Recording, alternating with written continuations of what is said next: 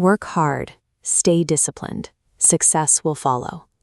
It is the unquestioned operating system for the middle class, a social contract passed down through generations. And for your parents, or perhaps your grandparents, that contract largely held up. Their effort reliably translated into a stable, upwardly mobile life. You are likely working just as hard as they did, but the structural reward for your exhaustion has quietly vanished. The mathematical relationship between labor and wealth broke in 1979. This chart tracks the economy. The top line is worker productivity. Since 1979, the value you produce per hour has grown by 81. The modern economy is highly optimized. It takes the extra wealth your efficiency creates and funnels it upward. We are taught that the world operates as a meritocracy, that talent plus effort equals success. Look at this graphic representing your lifelong earning potential. Academic data shows that 60 to 70% of a person's income is dictated by parental background and country of birth. That large section is decided before you make a single choice. Better schools, social networks, and psychological safety are not minor head starts. They compound exponentially. The result is stark. In 1963, the wealthiest families held 36 times the median family's wealth. By 2022, that gap expanded to 71 times. Personal discipline cannot outrun a 71 times mathematical gap. The structure functions as a birth lottery. There are invisible mechanics keeping the middle class in place. The first is what you sell. The middle class sells time. The wealthy own things. When you sleep, your income stops. Capital and compound interest, however, grow relentlessly. They do not require rest. The second mechanic is the tax paradox.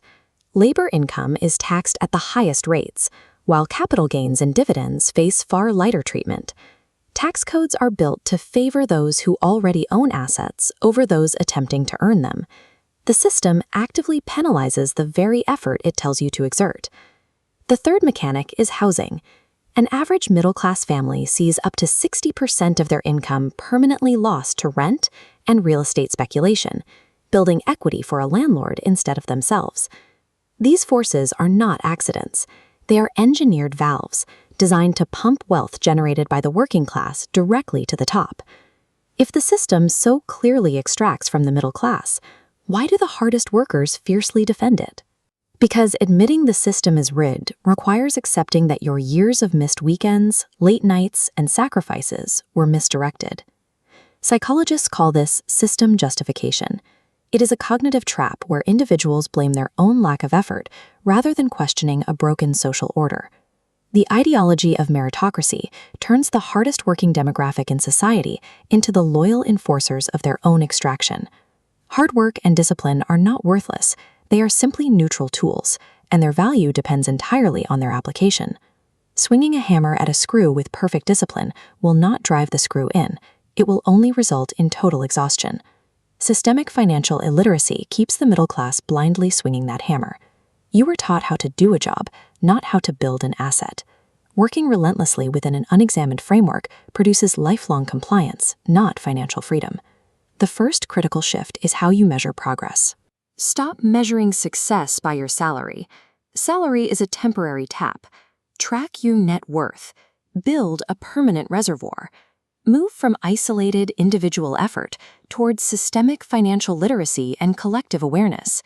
The ultimate goal is converting extracted labor income into owned assets, structures that earn money without your continuous presence. You cannot outwork a rigged game by simply running faster. The very first act of genuine discipline is to stop swinging the hammer, look around, and learn the rules of the game you are playing.